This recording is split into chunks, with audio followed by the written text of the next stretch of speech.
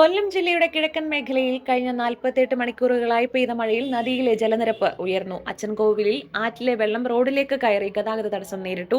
പുനലൂരിൽ നിന്നും അച്ചൻകോവിലേക്ക് പോയ KSRTC bus പാതി വഴിക്ക് യാത്ര അവസാനിപ്പിച്ച് പുനലൂർ ഡിപ്പോയിലേക്ക് തിരികെ പോയി.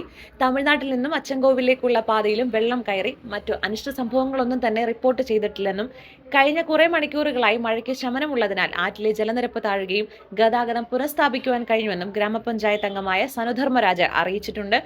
അത് 2 ദിവസമായി തുടരുന്ന മഴയായിരുന്നു. അപ്പം അതിശക്തമായ മഴ ഇങ്ങനെ നിന്നോണ്ടേയിരിക്കായിരുന്നു. ഇന്നലെ വെളുപ്പാങ്കാലത്തായപ്പോ ആറ്റി വെള്ളം കൂടി. റോഡുകള് രണ്ടും അച്ചൻകോൽ റോഡിന്റെ ചപ്പാത്തുകളിലെല്ലാം വെള്ളം കയറി. അതുപോലെ അച്ചൻകോൽ അലിമുക്ക് റോഡിന്റെ താഴ്ന്ന ഭാഗങ്ങളിൽ 3-4 അടുത്തായിട്ട് വെള്ളം കയറിയിട്ടുണ്ടായിരുന്നു. പിന്നെ രാവിലെ മുതൽ പുനലൂരിലേക്കുള്ളയും ചെങ്കോട്ടയിലേക്കുള്ളയും ഗതാഗതം തടസ്സപ്പെടുകയും തീർത്ഥാടകർക്ക് എത്താൻ പറ്റാത്ത സാഹചര്യമായിരുന്നു. സ്വാഭാവികമായിട്ട് മറ്റ് അനിഷ്ട സംഭവങ്ങളൊന്നും തന്നെ ഇല്ല. സ്വാഭാവികമായി തുടർച്ചയായി 48 മണിക്കൂറിന് മുകളിൽ വലിയ മഴ, ശക്തമായ മഴയല്ല, നിരന്തരമായി പെയ്ത മഴയാണ് വെള്ളപ്പൊക്കത്തിന് കാരണം. ഉരുൾപൊട്ടലൊന്നും റിപ്പോർട്ട് ചെയ്തതായിട്ടില്ല. നിലവിൽ ഇതാണ് സാഹചര്യം. ഏകദേശം 11:30 കൂടി ആറ്റിലെ വെള്ളം റോഡിൽ ഏകദേശം കുറെ വരികയും ഗതാഗതം നിലവിൽ പുനഃസ്ഥാപിക്കുകയും ചെയ്തിട്ടുണ്ട്. മറ്റ് ദുരിതാശ്വാസ ക്യാമ്പുകളൊന്നും തുറക്കേണ്ട ആവശ്യം നിലവിലുണ്ടായിട്ടില്ല. പക്ഷെ തുടർച്ചയായി മഴ നിൽക്കുകയാണെങ്കിൽ ഏതെങ്കിലും സാഹചര്യങ്ങൾ ഉണ്ടാവുകയാണെങ്കിൽ ശ്രദ്ധ ചെലുത്തുന്നതിന് പോലീസും മണമ്പൂപ്പുമായി ബന്ധപ്പെട്ടിട്ടുണ്ട്.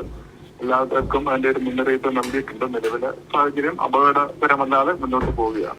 രാവിലെ ഈ തുടർച്ചയായി പെയ്ത മഴ കാരണം രണ്ട് റോഡുകളിലെയും ചപ്പാത്തുകളിലും താഴ്ന്ന പ്രദേശങ്ങളിലും ആറ്റിൽ നിന്നുള്ള വെള്ളം കയറി. അതാണ് വാഹനം ഗതാഗതം തടസ്സപ്പെട്ടത്.